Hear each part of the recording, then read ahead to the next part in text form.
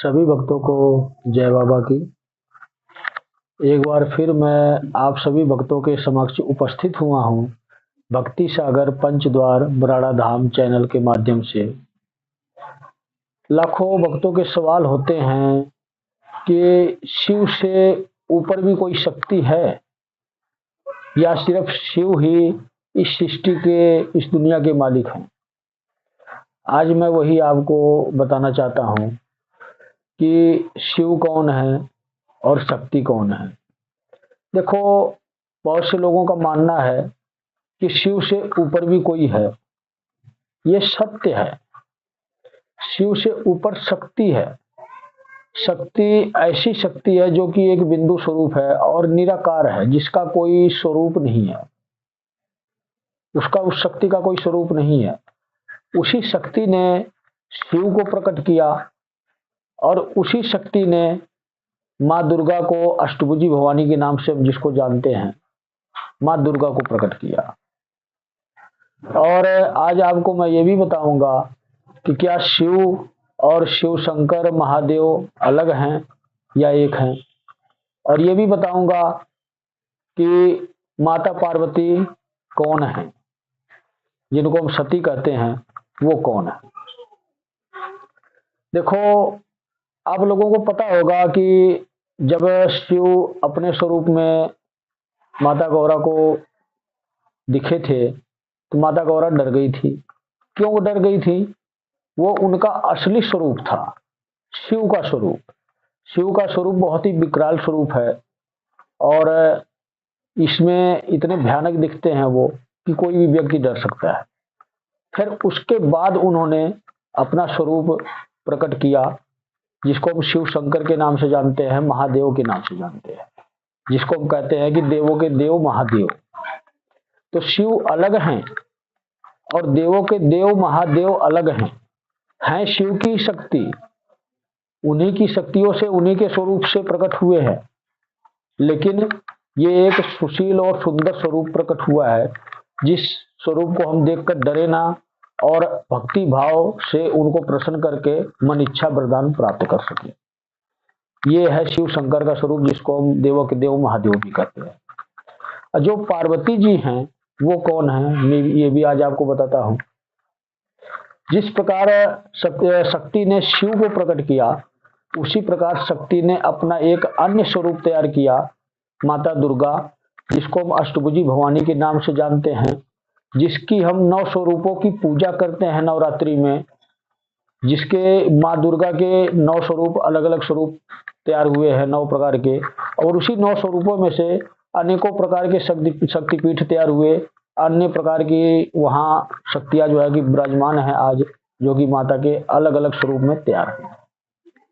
तो माता दुर्गा का दूसरा स्वरूप माता पार्वती का हुआ, वो शिव शंकर के लिए हुआ।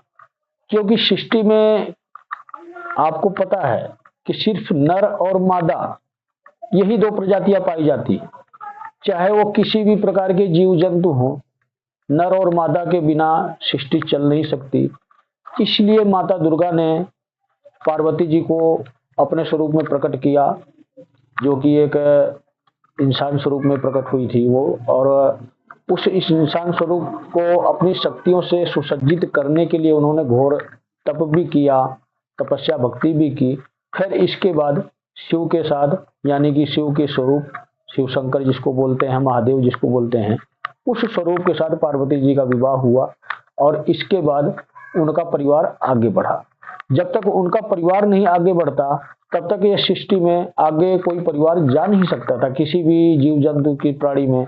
इसलिए ये अनिवार्य था, शिव के साथ ये लीला होनी थी। उनकी ये लीला है, उनके ये 2 स्वरूप है। भक्ति का स्वरूप है भोले शंकर का, महादेव का, उस स्वरूप में हम भक्ति करते हैं, और शिव का स्वरूप जो है वो भी उन्हीं का स्वरूप है, उसकी भी हम भक्ति कर सकते हैं। कोई ऐसी प्रॉब्लम नहीं, जैसे हम माता दुर्गा की भक्ति करते हैं, माता दुर्गा के स्वरूप की, पार्वती स्वरूप में तो शिव की ही भक्ति होती है, तो दोनों की इकट्ठी हो जाती है। वो किस प्रकार होती है ये आपको भी पता होगा। इसको लोग गलत माध्यम से भी जोड़ के देखते हैं, लेकिन ऐसा कुछ नहीं है। हमारे हिंदू धर्म के अनुसार शिव और शक्ति के मिलन को ही सर्वश्रेष्ठ पूजा मानी गई है।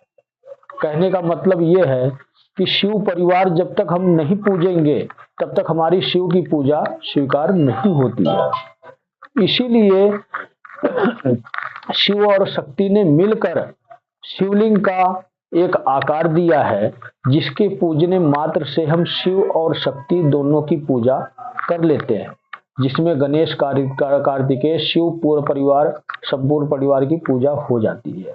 इसीलिए हम कहते हैं, बार बार आपको यही कहते हैं कि आप शिवलिंग पर जल अवश्य चढ़ाएं। अगर आपने शिवलिंग पर जल चढ़ा दिया, शिव की भक्ति कर ली, तो इस सृष्टि में जितने भी छोटे बड़े देवी देवता हैं, जो भी सम्माननीय हैं, उन सब की हम पूजा पाठ भक्ति का अवसर शिवलिंग की पूजा से ही प्राप्त कर लेते हैं। इसीलिए इस दुनिया में सबसे सर्वश्रेष्ठ शिवलिंग की पूजा मानी गई है। इस प्रकार के ज्ञान की बातें आपको किताबों में नहीं मिलेगी, लेकिन जो आज असली सच्चाई है वो मैं आपके समक्ष रख रहा हूँ। अगर आप मेरी बातों से सहमत हैं तो आप उसी प्रकार से पूजा पाठ करें। ये जितने भी अन्य देवी देवता, जिस तरह ब्रह्मा, विष्णु, महेश या जो लोग भी हैं, ये एक दूसरों के भ्रम में रहते हैं हमेशा कि जो है कि ब्रह्मा कौन है, विष्णु कौन है, किसी को पता नहीं है, सही ज्ञान नहीं है। लेकिन सब शिव की शक्तियों से उत्पन्न हुए देवी देवता है, जो इस सृष्टि की पालनहर्ता और पालनकर्ता भी है।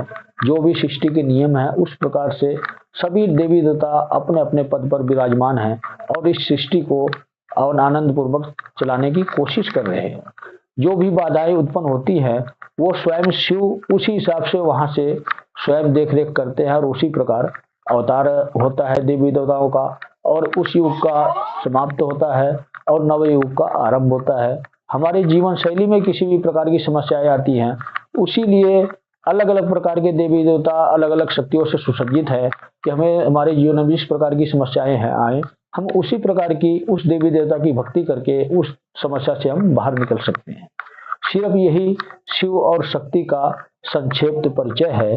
ज्यादा विस्तार में मैं बताना नहीं चाहता, क्योंकि वीडियो बहुत बड़ी हो जाती है, तो इस प्रकार हर कोई देख नहीं पाता है। छोटी वीडियो होती है तो हर कोई देख सकता है, हर कोई समझ सकता है। तो सभी भक्तों को जय बाबा।